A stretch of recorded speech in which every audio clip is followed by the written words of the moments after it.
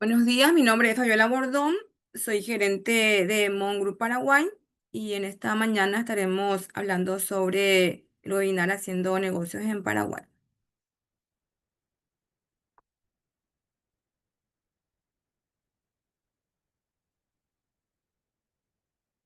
Bien, eh, para darle un poco de introducción sobre las sociedades que tenemos aquí en Paraguay, les menciono sobre nuestra Constitución Nacional, que es nuestra ley madre. La más principal, donde en su artículo 42 y 107 consagra la libertad de asociación con fines lícitos y el derecho de toda persona a dedicarse a la actividad económica lícita de su preferencia. Es para constituirse como empresa. Bien, esto lo dice textualmente nuestra Constitución Nacional en Paraguay. Estas disposiciones establecen el marco dentro del cual debemos introducirnos al estudio de las sociedades, que ustedes pueden elegir la sociedad de su preferencia, que puede ser una SA, una EAS, una SRL, entre otras, pero que la más usada son las SA y las SRL son las sociedades tradicionales. Nuevamente se ha incorporado la EAS, que también es una sociedad un poco más sencilla el trámite, porque el trámite es todo electrónico. Entonces eso hace que se tenga que reducir los plazos para constituirse en una sociedad. Bien, ¿qué más nos dice este artículo en principal? Esta colaboración puede constituirse incluso en conductas y prestaciones diferentes, arrimando a uno de los partícipes en dinero o en efectivo, hablando del capital social de una empresa, de una sociedad, que puede ser en efectivo o puede ser en especie. Eso puede indicar también en el capital inicial, puede ser en efectivo, puede ser inmuebles, puede ser rodado, depende mucho de la actividad comercial que quiera desarrollar. Bien. Como le había comentado, cuáles son las sociedades más utilizadas, más constituidas en Paraguay, son las sociedades anónimas, que son las SA. Últimamente, en realidad no son sociedades anónimas porque las acciones, ellas están nominativas, no son al portador. Entonces, son acciones nominativas. Entonces, sería la sociedad por acciones, pero quedó con el nombre de sociedad anónima como una SA. Bien. Y la sociedad de responsabilidad limitada, que son la SRL, que también tiene cierta particularidad, que son las más usadas, la SA y la SRL. Después tenemos las empresas de individual de responsabilidad limitada, que son las empresas para una sola persona, unipersonal. Y como bien lo dije, en la empresa unipersonal para un solo socio. Bueno. Las más principales son las sociedades anónimas, que son las sociedades por acciones, y la de responsabilidad limitada, que son las SRL. Bueno, de las sociedades en general, tanto de la SA como la SRL, que son las más tradicionales. Para una SRL y una SA requieren al menos de dos socios accionistas, sin importar si son personas físicas o jurídicas nacionales o extranjeras, con o sin permiso de residencia. Es decir, una persona del exterior, una persona natural o jurídica del exterior, puede ser accionista de una sociedad en Paraguay. No así puede ser representante legal o director. Para el efecto de eso tendrá que obtener su residencia en Paraguay. Caso que un extranjero requiera ser director o representante legal de su empresa. Pero bien, vuelvo a repetir, puede ser accionista del 100% de la sociedad una persona extranjera, ya sea natural o persona jurídica, que son las empresas. Bien, siendo que no existe un requisito exigido de nacionalidad o residencia. Esto es lo que le estaba comentando. Extranjeros no residentes y sociedades extranjeras pueden detentar el 100% de las acciones de una SA y de una SRL también. Bien, para la SRL, la cantidad de socios que se requiere se establece como un máximo de 25 socios, tanto que para la SA no existe un número máximo de accionistas. Bueno, estas son algunas de las diferencias que existen entre estas dos sociedades que son las más tradicionales, la SA y la SRL. Siguiendo, la legislación no establece una participación mínima que pueda detentar cada socio accionista. Bien, por darle un ejemplo, en una sociedad puede constituir, por ejemplo, por dos socios. Cada socio puede constituir, puede participar en sus acciones el 50%, un accionista, el accionista A, y el accionista B, un 50%. O puede ser el 99% el accionista A y el accionista B el 1%. Bien, entonces eso es lo que no establece en estas generalidades de las sociedades. Bueno, con respecto a la administración de cada una de estas sociedades, de estos tipos de sociedades, SA y SRL, no, nos comenta que la administración y representación está a cargo de uno o más gerentes en una SA, en una SRL.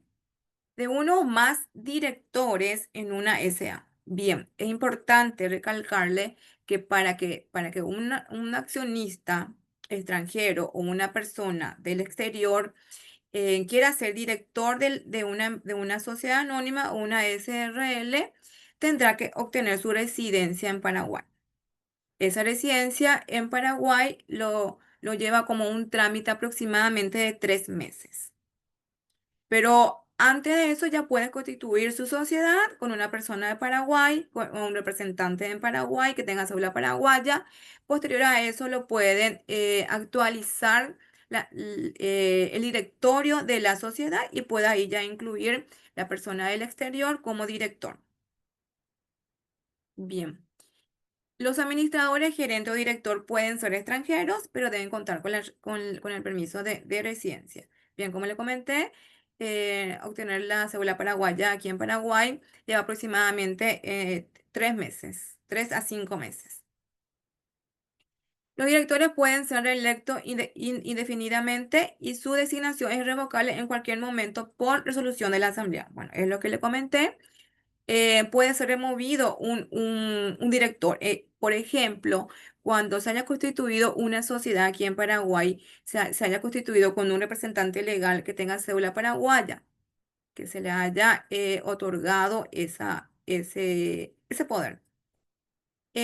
Sucede el caso que la persona del exterior obtuvo ya su residencia en Paraguay y desea ser el director de su sociedad.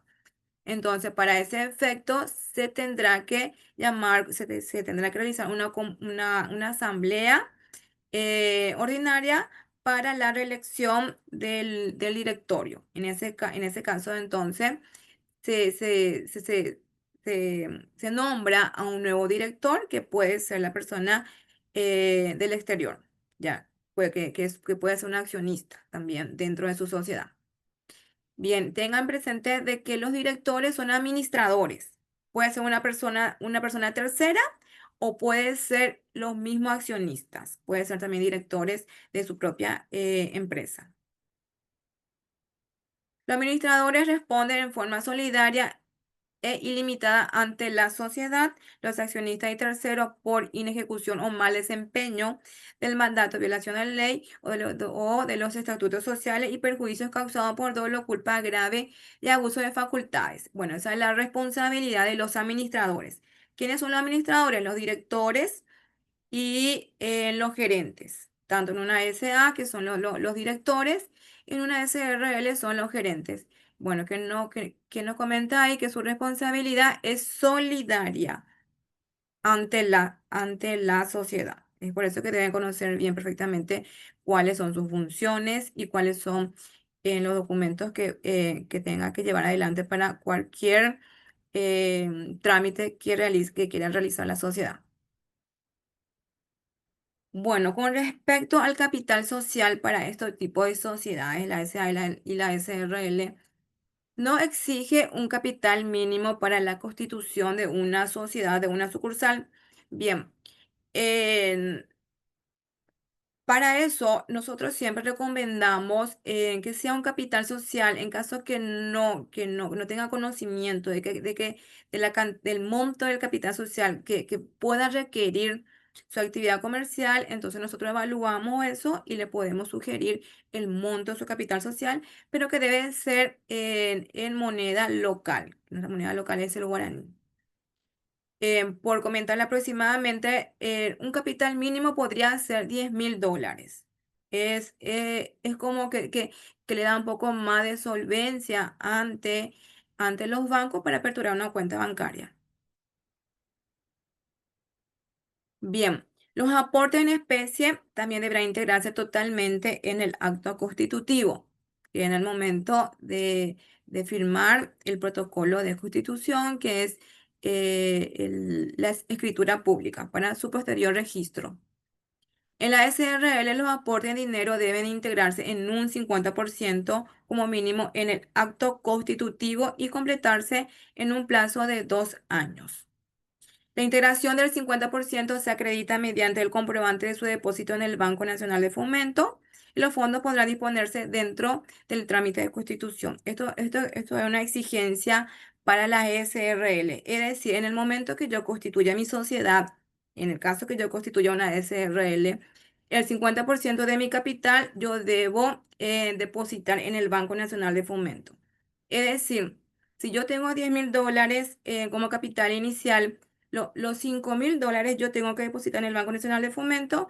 Una vez que esté inscrita la sociedad en los registros públicos, yo ya tenga conmigo mi escritura pública, puedo pasar por el Banco Nacional de Fomento y retirar el 50% de mi capital para poder iniciar mis operaciones. Eso es lo que nos exige en una SRL. En una SA no exige este tipo de tratamiento. No es exigible el depósito de tu capital inicial, el 50%. Bien. Con respecto al aumento de capital para una SA y una SRL, se requiere el acuerdo de los accionistas o socios, siendo necesaria una modificación del estatuto social de la sociedad. Inscripción en los registros públicos, lo que implica prácticamente el mismo trámite y plazo que es de la constitución de una sociedad. Este trámite para inscribir una escritura pública en los registros públicos tiene un plazo aproximadamente de 30 días para SA y para SRL. Está entre 30 días y 45 días. En caso que se quiera aumentar el capital social, se debe volver a inscribir porque es una modificación del estatuto social, que también afecta un aumento de capital, sería la capitalización de mis utilidades. A fin de año yo tuve, al 31 de diciembre, yo tuve una utilidad. Esa utilidad entre los accionistas deciden no distribuir, entonces los accionistas deciden capitalizar en la utilidad. Entonces, para eso se debe modificar el estatuto social por aumento de capital. Bien. Otra de las formalidades que tenemos para este tipo de sociedades es que el funcionamiento de la SA está sujeto a mayores formalidades que en una SRL, pero es mucho más ventajoso tener una SA que una SRL por la formalidad que tienen en la parte societaria principalmente, porque ellos sí tienen mayores trámites burocráticos en informar a la abogacía al tesoro, que es dependiente del control y supervisar las acciones de las sociedades anónimas. Y se debe comunicar todas las asambleas que realicen, ya sea asamblea ordinaria, extraordinaria, sería todas las decisiones que el directorio lo vaya haciendo a lo largo de sus funciones y sí, de las funciones de los directorios, del directorio y de las modificaciones que quieran hacer dentro de la sociedad, que son las asambleas que deben reunirse normalmente en junta los accionistas. En- si hay una asamblea ordinaria que es obligatoria en el cuarto mes del año, esta asamblea es obligatoria de carácter obligatorio para poder decidir quién sería el nombramiento del nuevo directorio. Se debe asignar los directores, representante legal. También las SA llevan síndico. El destino de la utilidad en caso que lo hubiere. Bueno, esos son tratamientos que se deben realizar en una asamblea ordinaria en el cuarto mes del año y es obligatorio porque de esa decisión que se haya tomado en esa asamblea se debe comunicar al banco, porque el banco de esa forma puede actualizar los datos de las empresas y saber quién sería su nuevo representante legal, porque cada año eso se debe actualizar. Bien, como le comenté, entonces las SA tienen mayores formalidades que una SRL. ¿Qué deben hacer las SA?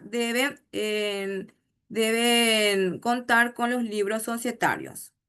Debe convocar también por periodos en diario, asambleas anuales, que es lo que le habían comentado. En el cuarto mes del año, el vencimiento es el 30 de abril. Sería eso es como fecha establecida de convocar su asamblea ordinaria. Tiene que designar síndico también, esto es es un requisito para la SA, que son los síndicos, los síndicos son las personas que controlan el buen funcionamiento de la SA, de que sus obligaciones fiscales estén en correcto funcionamiento o que estén presentados en tiempo y forma. Elegir periódicamente un nuevo directorio, esto es lo que le había comentado, que en el cuarto mes del año, en abril, se debe nombrar el nuevo directorio. Sí, se puede nombrar el nuevo directorio o, o se puede decidir que sea la misma persona el director representante legal para el siguiente periodo fiscal.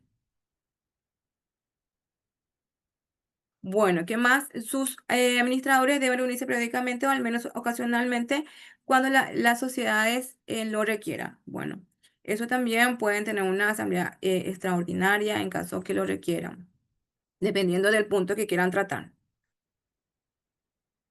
Y anualmente presentar en la memoria de directorio, balance e informe del síndico. Estos son los documentos que se debe presentar en esta asamblea ordinaria obligatoria, que es su vencimiento el 30 de abril de cada año. Bien.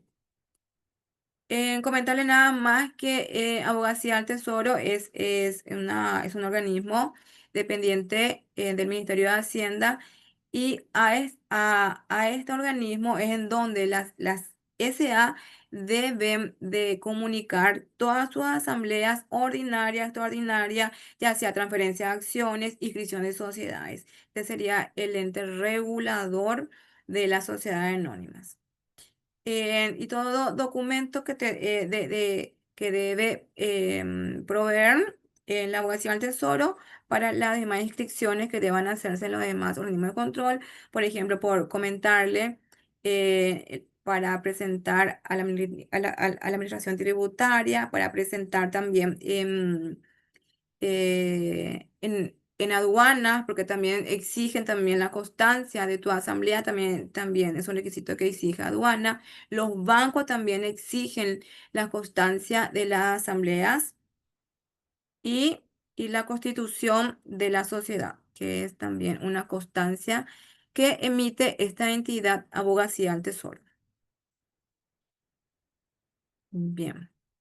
Le comenté sobre los síndicos. Bueno, los síndicos son los administradores de la sociedad y pueden nombrarse un síndico titular y un síndico suplente. Esto es de carácter obligatorio dentro de una sociedad anónima. Deben contar desde el momento del acto constitutivo de la sociedad, debe contar con un síndico.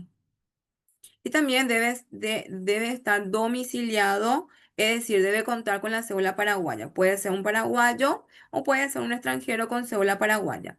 Y para el efecto, un síndico, lo más recomendable que debiera ser de profesión, contador o abogado, ya que conoce perfectamente la legislación del país y las obligaciones que debe contar cada sociedad. Bueno, nada más comentarle más acá, estos son sobre los síndicos que ya le había comentado, cuáles son su función, que es la de velar por el buen funcionamiento de la sociedad con respecto a sus obligaciones fiscales tributarias. Y debe informar al directorio en una asamblea sobre el buen funcionamiento de la sociedad.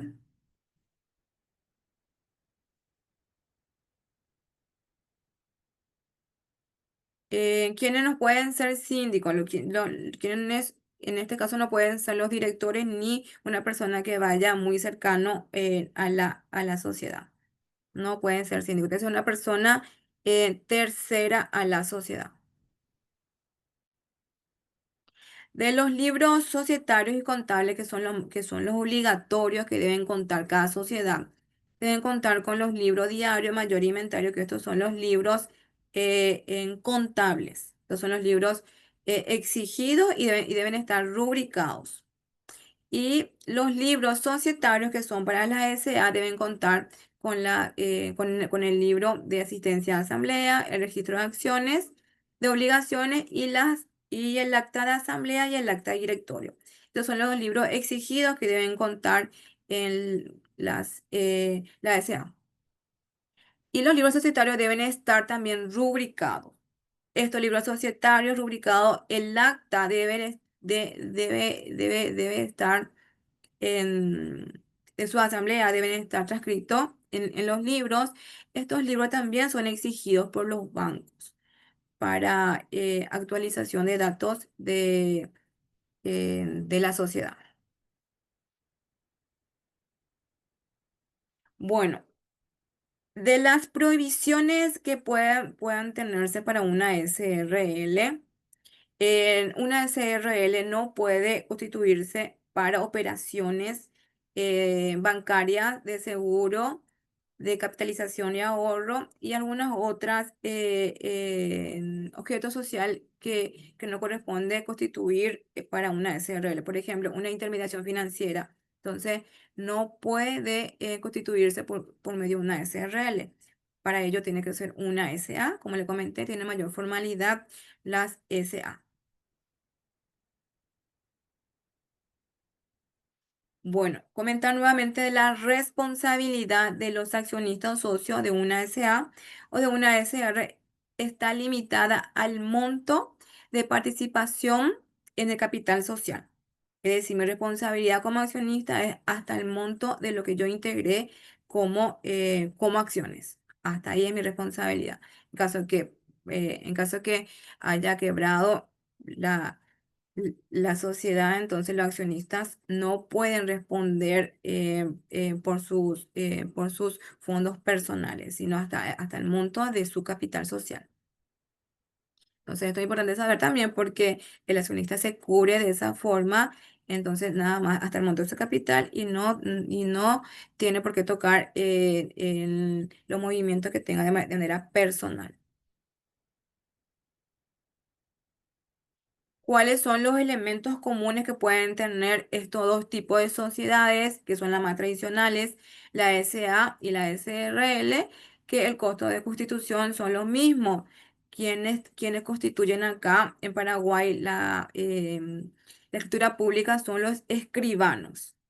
Los escribanos tienen una escala para cobrar unos honorarios con respecto al monto del capital social. Bien, la responsabilidad de los accionistas o socios por actos de la sociedad, en ambos casos, las obligaciones de la sociedad serán pagadas con los aportes de los accionistas o socios, no así con sus bienes personales, ¿sí? Es lo que le había comentado, que la responsabilidad de los socios es hasta el monto de su capital social, no así, no, no así al monto de sus bienes personales.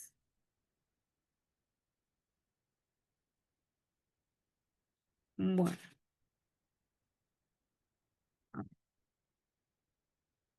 De la responsabilidad por mal desempeño de los directorios o gerentes, en ambos casos responden ilimitada y solidariamente ante la sociedad. los accionistas socios y los terceros por la inejecución o mal desempeño del mandato, así como violación de la ley, de los estatutos o cualquier otro perjuicio ocasionado por dolo, abuso y facultades o culpa grave. Es decir, la responsabilidad de los directores y gerentes tiene bastante, eh, eh, tiene una responsabilidad bastante grande ante la sociedad y pueda eh, desempeñarse de manera correcta, conforme a la ley, conforme a lo que establece el estatuto social.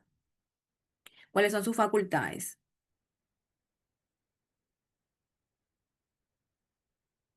Bueno, esto ya había comentado, pero podemos repasar sobre las diferencias que hay entre una SA y una SRL. Ya habíamos comentado están constituidas las SRL por socios y dirigidas por gerentes. Y en la SA están constituidos por accionistas, por decirle, y están dirigidas por directores. Pueden ser, una SA puede tener hasta 5 directores también. Todo depende de cómo lo quieran nombrar dentro del directorio. El límite de socios, le habíamos comentado que en una SRL existe un límite de 25 socios, mientras que en una SA no existe limitación de accionistas. La integración del capital, habíamos comentado que en una SRL los aportes de dinero que se realicen para la integración del capital deben estar en un 50% depositado en un banco oficial y al momento de la constitución de la sociedad el 50% restante deberá integrarse en un plazo de 2 años. En una SA no existe requerimiento con respecto a los aportes en efectivo ni al plazo máximo para integración del capital. Bueno, esas son algunas diferencias que hay en una SA y una SRL. Bien, en la acción y cuotas de participación, los aportes de los socios de la SRL están representados en cuotas de participación que no pueden ser representadas por títulos negociables, mientras que el documento que certifica el aporte de los accionistas en una SA son los títulos de acciones que sí pueden ser negociables. Bueno, las transferencias de acciones que se pueden hacer en una SA tienen un trámite que se debe comunicar a la Abogacía del Tesoro que depende del Ministerio de Hacienda. Esto, cuando yo quiero vender mi transferencia, cuando yo quiero transferir mis acciones, se documenta mediante un contrato de compra-venta de acciones. Luego se comunica a Abogacía al Tesoro y se actualiza quiénes son los nuevos accionistas de esta sociedad, con sus porcentajes respectivos. Transferencia de acciones o cuotas a terceros. Cuando la SRL está formada por un número de hasta 5 socios, se requiere que exista unanimidad de votos para que uno de ellos transfiera sus acciones a terceras personas. En caso que tenga más de 5 socios, se requerirá el consentimiento de las 3/4 partes. Esto es para una SRL, representadas del capital, ¿sí? En la SA no requieren dicha obligación legal para la transferencia de las acciones. Normalmente existe sí una cláusula establecida de común acuerdo donde las acciones pueden ser ofrecidas primero a los accionistas ya que están dentro de la sociedad y si ninguno quiere comprar puede vender a terceros. Esto es conocido como derecho de preferencia. Eso es para transferir las acciones o vender las acciones a una persona tercera o a los mismos accionistas que ya están incorporados dentro de la sociedad. Otra de las formalidades que también que estamos repitiendo, como para que puedan tener conocimiento un poco más, de la formalidad de la transferencia de acciones o cuotas. Las cuotas de participación deben estar transferidas únicamente mediante escritura pública, mientras que los títulos de acción de las SA pueden transmitirse también mediante endoso. Es decir, el título, el certificado de una acción lo puedo transferir directamente a una tercera persona sin necesidad de que lo tenga que hacer por mediante escritura pública, como si lo exige en en otra sociedad que son la SRL, perdón.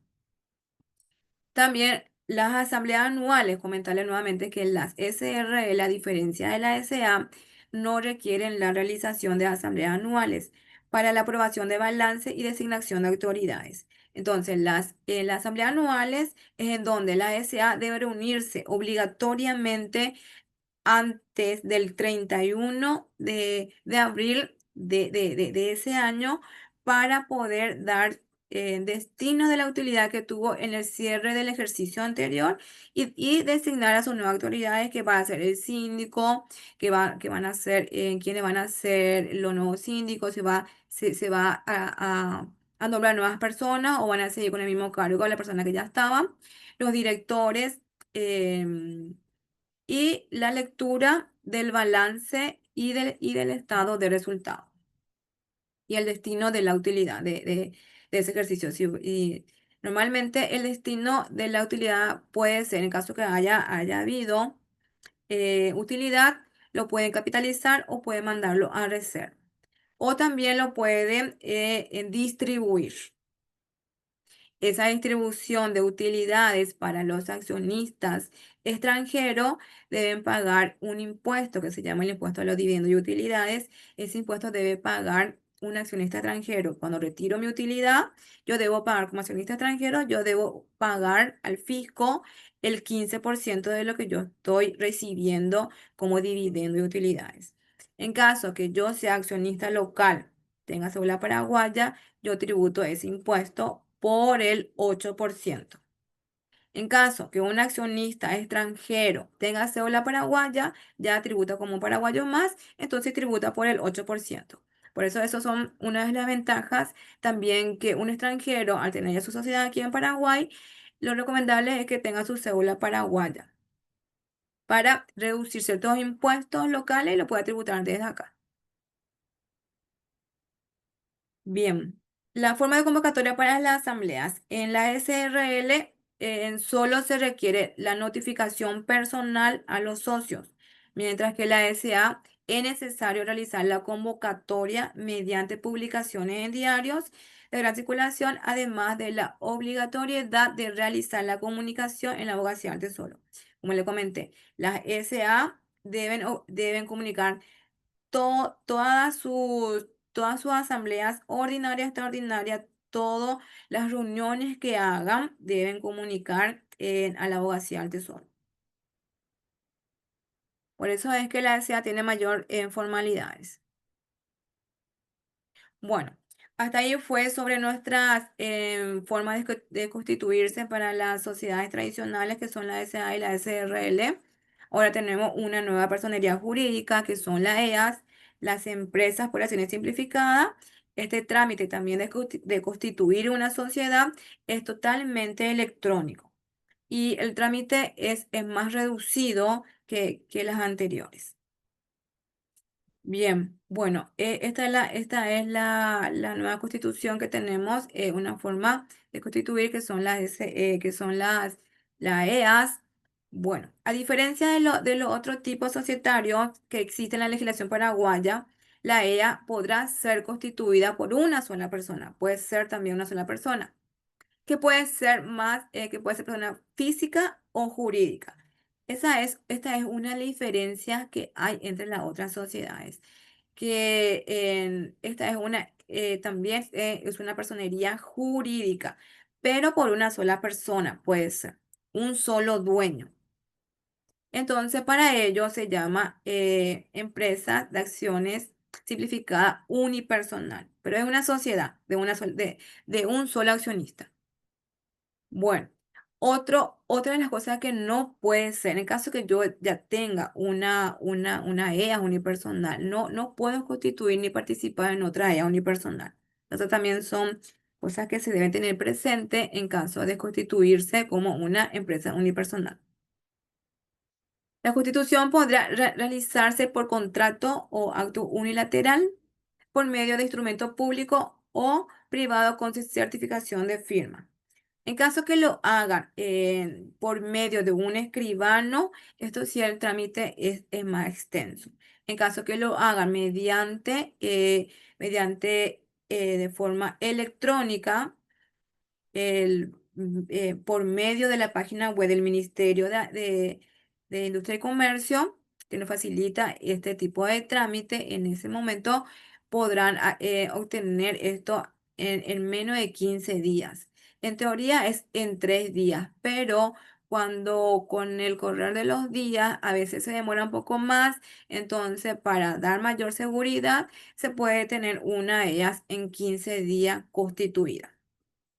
Tiene ciertas facilidades esta EA porque ya no introduce la proforma del estatuto social, donde se debe completar el nombre, el domicilio, el monto del capital, el monto de la participación de acciones, el objeto social también, ya con el código de obligaciones. eh, una diferencia que hay con una de ellas es que nosotros podemos mencionar en el acto constitutivo nada más como 5 objetos sociales. Y puedo dedicarme a cualquiera de esos objetos sociales. Ahora, en una SA, en una SRL, sí, el objeto social es bastante amplio, es mucho más que en una de ellas. Entonces, por eso están las diferencias entre estos tipos de personería jurídica. El registro de estas EAS, de estas empresas por acciones simplificadas, adquirirá su personalidad jurídica distinta de sus integrantes, desde el monto de su inscripción, desde el momento de su inscripción en una dependencia del Ministerio de Hacienda creada y designada al efecto. Esto es el SUACE, que es el Sistema Unificado de Apertura y Cierre de Empresa. Esto es dependiente del Ministerio de Industria y Comercio, que es para facilitar la inscripción de sociedades y promover la inversión. Bueno, con respecto al capital social, la EAS no requiere de un mínimo de capital social y tampoco de un máximo. Esto es, la formalidad de una EAS es muy parecida a una SA. El capital de la EAS estará representado en acciones nominativas, las cuales podrán ser endosables o no, ordinarias o preferidas. El aporte podrá ser en dinero o podrá ser en bienes. Cuando el aporte sea en dinero, deberá integrarse el 50% del monto comprometido en el acto constitutivo y el restante dentro de 2 años de la Constitución, en caso que quisieran hacerlo así. O pueden integrar el 100% del monto del capital. El capital se dividirá en partes denominadas acciones. La suscripción e integración del capital podrá hacerse en condiciones, proporciones y plazos distintos de los previstos en las normas contempladas en el Código Civil. Es decir, el Código Civil paraguayo sería la normativa para estas sociedades por acciones simplificadas, que es igual también tiene las mismas formalidades que las SA. Pero en ningún caso el plazo para la integración de las acciones excederá el de 2 años, que es, el de 2 años sería entonces para la EAS. En caso para las SA, no, no había límite. Eso es lo que nos está comentando, que es lo que establece el Código Civil. Bueno, estos son los puntos importantes sobre las sociedades, la forma de inscribirse aquí en Paraguay, la SA, la SRL, la EAS, que son las más usadas para constituirse. Bien, en el momento que se quiera contratar a un empleado, entonces estaremos hablando sobre la parte laboral. En el contrato laboral entre un empleado y la empresa y el Ministerio del Trabajo, que es el ente regulador de la parte laboral del contrato del Código Laboral Paraguayo. Bueno, los aportes sociales aquí en Paraguay, esos aportes se deben integrar, se debe pagar al Instituto de Previsión Social. Y estos aportes sociales son la parte patronal, la parte del empleador, empresa, debe pagar el 16,5% sobre el salario de cada empleado. Y el empleado debe pagar el 9% también sobre su salario. El aporte social para una empresa es un gasto. Entonces, este gasto se deduce de los impuestos, del impuesto a la renta, que es el anual. Entonces, es un gasto, porque se está pagando el aporte social al Instituto de Previsión Social por cada empleado que la empresa tenga que contratar. Bueno, ¿y qué sería el aporte? Sobre qué monto yo tengo que aportar, pagar al Instituto de Previsión Social. Bueno, es la suma de dinero que obligatoriamente por ley de manera mensual deben pagar al Instituto de Previsión Social los empleadores y los trabajadores sobre el salario para que tenga derecho a las prestaciones que otorga el Seguro Social. ¿Qué otorga el Seguro Social para sus empleados? No así para las empresas. Para sus empleados otorga el seguro médico, la parte de la asistencia médica y también van aportando para su seguro, perdón, para su jubilación. Un empleado se puede jubilar con 25 años de aporte al Seguro Social y teniendo 60 años de edad puede jubilarse, pero depende mucho obligatoriamente debe contar con 25 años de aporte. Esto es algo obligatorio y un derecho que tienen los trabajadores de poder aportar al Seguro Social y puedan tener el derecho de la asistencia médica y el aporte para su jubilación. El Seguro Social es un derecho de los trabajadores y una obligación de la parte patronal, que son los empleadores, cumplir con este derecho. ¿Sí? Poner la definición de salario para nosotros es importante porque para el aporte obrero patronal, todo salario menos la bonificación sería la bonificación familiar, que también es un derecho para un empleado que tenga un hijo menor de 18 años, puede solicitar la bonificación familiar. Pero tiene también sus condiciones para poder tener derecho a la bonificación familiar con respecto a los salarios mínimos em, que vayan ellos recibiendo, tanto la parte del padre o la parte de la madre. Bueno, eso es nada más un comentario que le estoy dando. Y el aguinaldo. Estos dos puntos no contribuyen al aporte del Seguro Social, la bonificación familiar y el aguinaldo. Sobre esto no se debe aportar, sobre lo otro sí. Sobre el salario, se debe aportar sobre las indemnizaciones, sobre las comisiones y cualquier otra remuneración que pueda cobrar el trabajador, que puede ser puede ser algo extraordinario, eh, alguna, como dice, sí, las comisiones y gratificaciones, por ejemplo, ¿verdad? Al momento también, cuando se le tenga que al empleado despedir, se le paga el preaviso, se le paga su jubilación, se le paga cierto aporte que tuvo ya, y sobre ello sí se debe pagar el aporte social. Por eso es importante también saber cuál sería el aporte social que debe introducirse al Instituto de Previsión Social. Bien, si el trabajador está obligado a comunicar la entrada del trabajador en el momento en que éste inicie su tarea dentro de la empresa, sí, esto no incluye periodo de prueba. El periodo de prueba para un empleado es de 2 meses. Es decir, yo le contrato a mi empleado y durante ese periodo de prueba de 2 meses, y en caso que no califique, no estoy obligada a pagarle una indemnización o un preaviso, ya que durante su periodo de prueba no ha calificado para el puesto. Pero sí desde el momento del contrato debe inscribirse en el Instituto de Previsión Social. Eso debe cubrirlo desde el momento que el empleado tenga que iniciar sus labores dentro de la empresa. Bien, también les corresponde a los empleados las vacaciones, que es lo que no menciona el Código Laboral paraguayo. el- un empleado tiene derecho a sus vacaciones de acuerdo a su antigüedad. Es decir, cuando un empleado tenga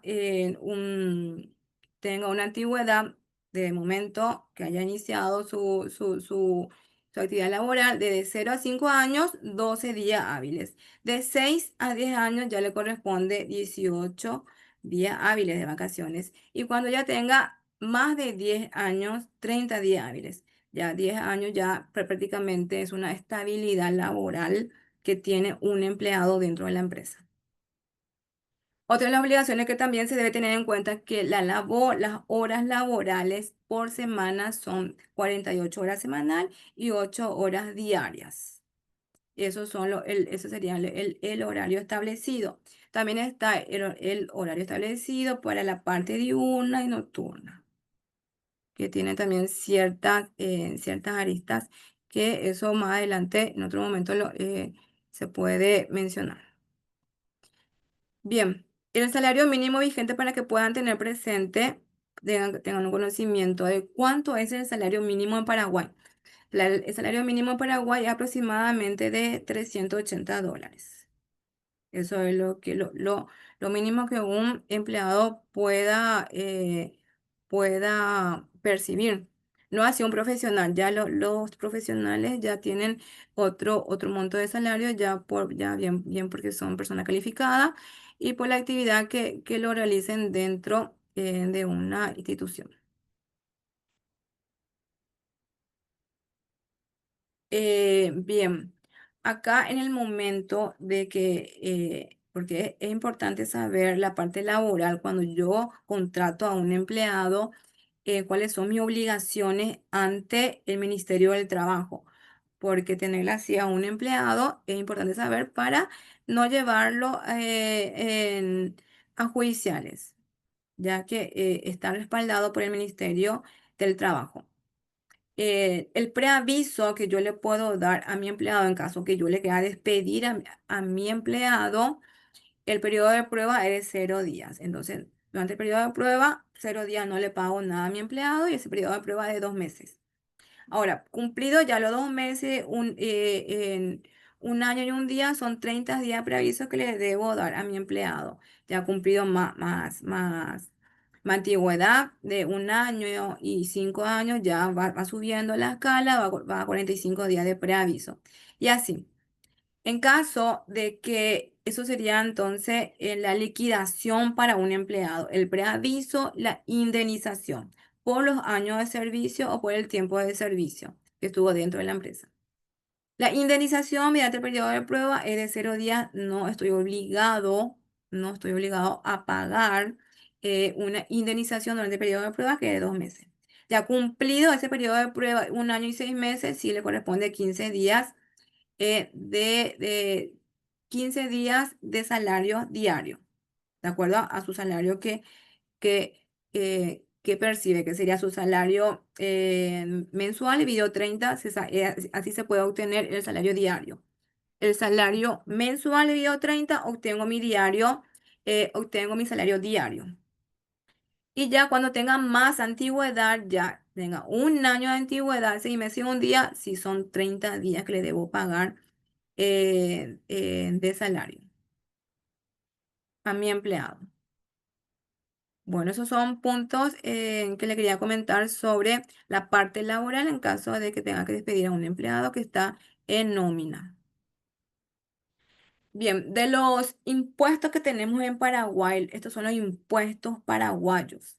Nuestro, el impuesto a la renta empresarial, este impuesto a la renta empresarial es el anual que todas las empresas deben aportar.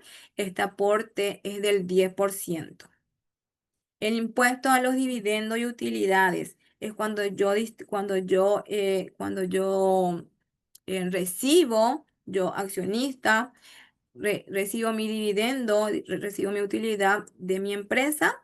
Yo accionista extranjero, sin cédula paraguaya, tengo que tributar por el 15% para retirar mi utilidad. Yo accionista local, paraguayo, en tributo por el 8% para retirar mi utilidad. Y como les comenté, si soy extranjero y tengo cédula paraguaya, puedo tributar por el 8, ya que tengo ya residencia en Paraguay. Y puedo obtener mi cédula tributaria como residente en Paraguay. El impuesto a los no residentes, este es un impuesto del 15% también. Esto, yo, empresa paraguaya, contrato un servicio del exterior a mi proveedor del exterior, yo le tengo que retener el 15% de lo que yo le estoy pagando. Y ese 15% yo, empresa paraguaya, tengo que pagarle al fisco.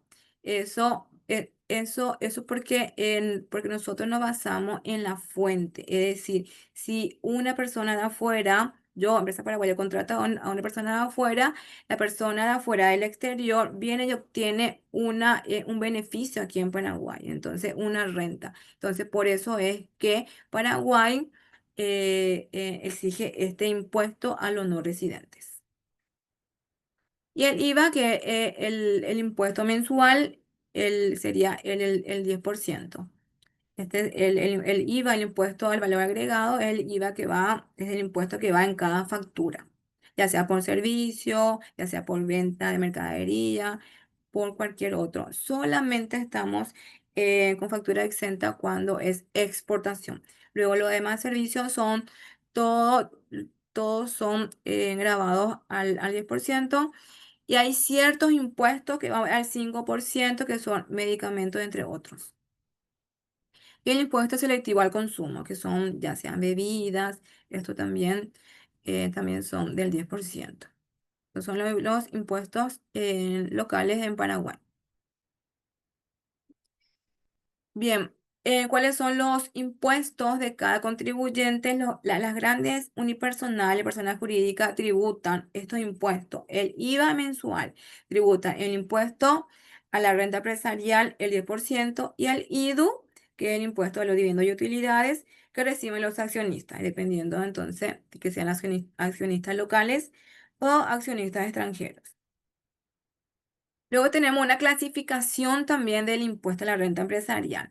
Para la mediana empresa unipersonales hay un régimen especial que es el impuesto a la renta empresarial, el simple. Tributan solamente estos dos impuestos.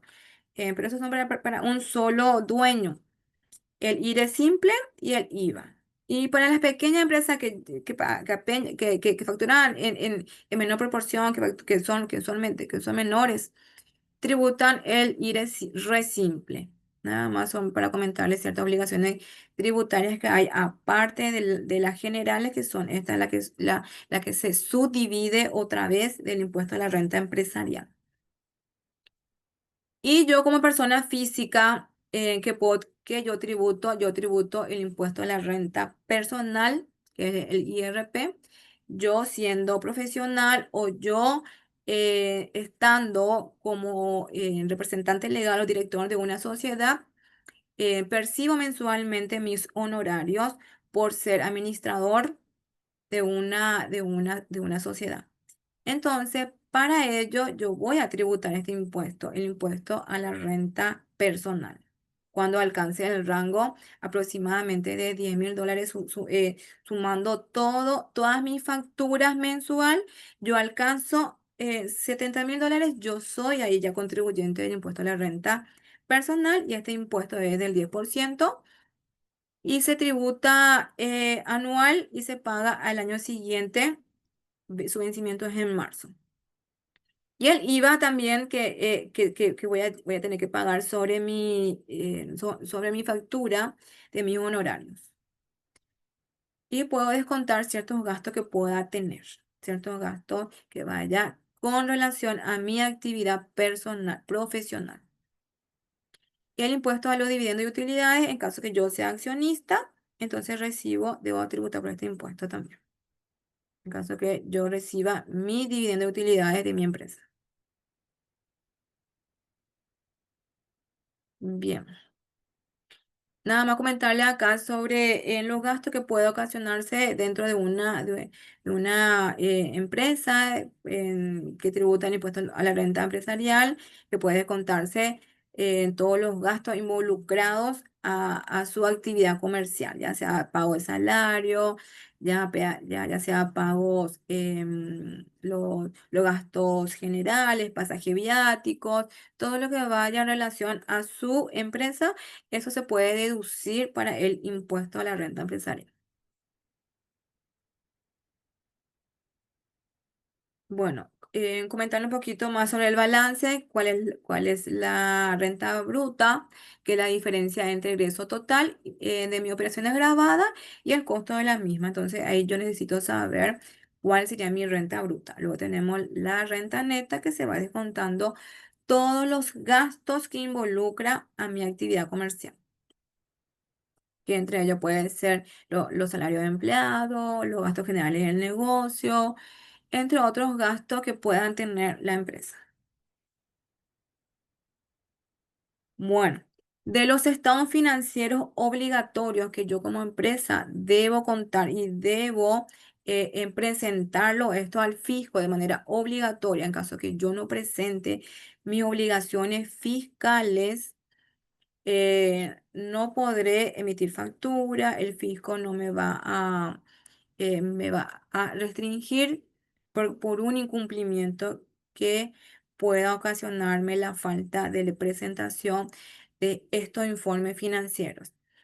Estos informes financieros son de manera anual, su vencimiento del balance general, el estado de resultado, flujo de efectivo, estado de variación de patrimonio neto y nota de los estados contables. Todo esto incluye en los estados financieros que debo presentarle al fisco. Esto tiene un vencimiento en el mes de abril, es un vencimiento en clave. Ocurre a veces el caso que la administración tributaria nos da un más plazo, entonces a veces suele darse una prórroga y suele pasar a su vencimiento al mes de junio.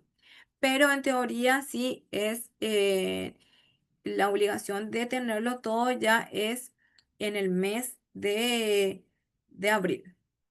Mi obligaciones, mi impuesto a la renta empresarial ya debo tener liquidado para esa fecha y debo tener también mi estado financiero, todo esto que tengo que informar al fisco para tener mi cumplimiento tributario.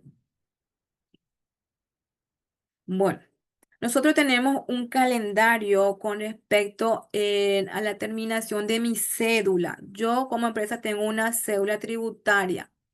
Y si mi cédula tributaria tiene una terminación de cero, mi vencimiento de mis obligaciones fiscales vence en el 7 de cada mes.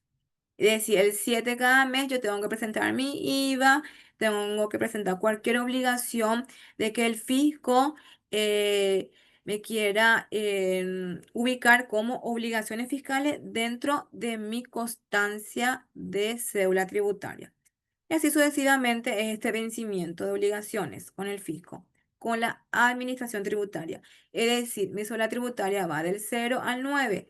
Eso es dependiente, eso depende mucho qué número de cédula tributaria yo voy a tener. Eso es cuando yo me voy a inscribir perdón, mi cédula tributaria.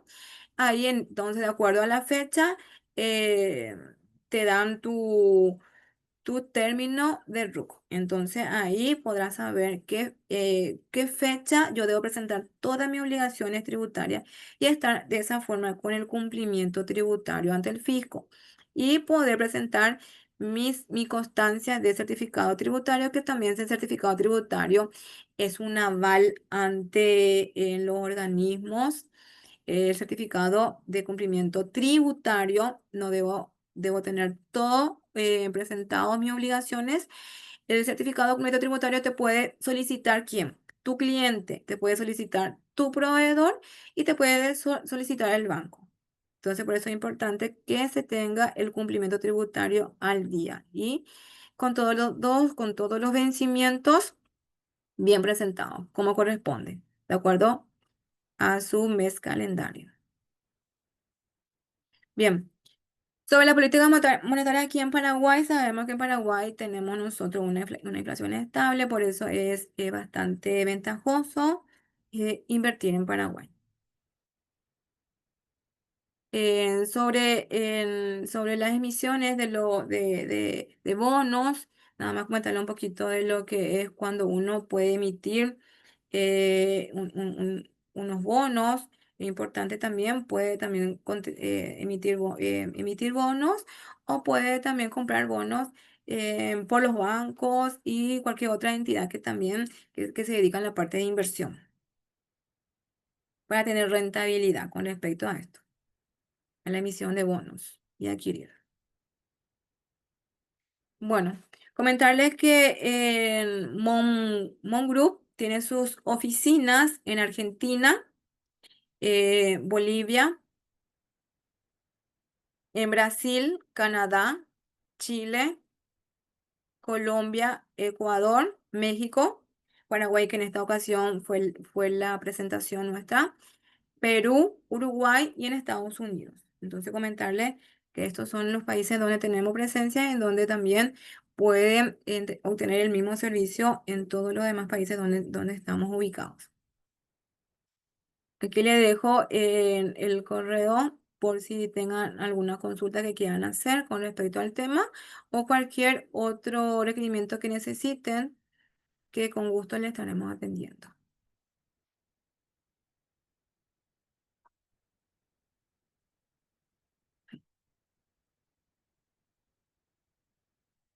Bueno, no sé si hay algún tema que quieran, alguna consulta.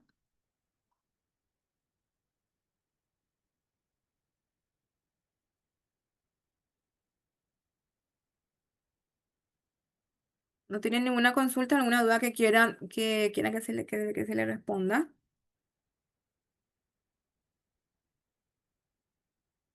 Bueno, si no tenemos ninguna consulta, entonces muchas gracias por su participación.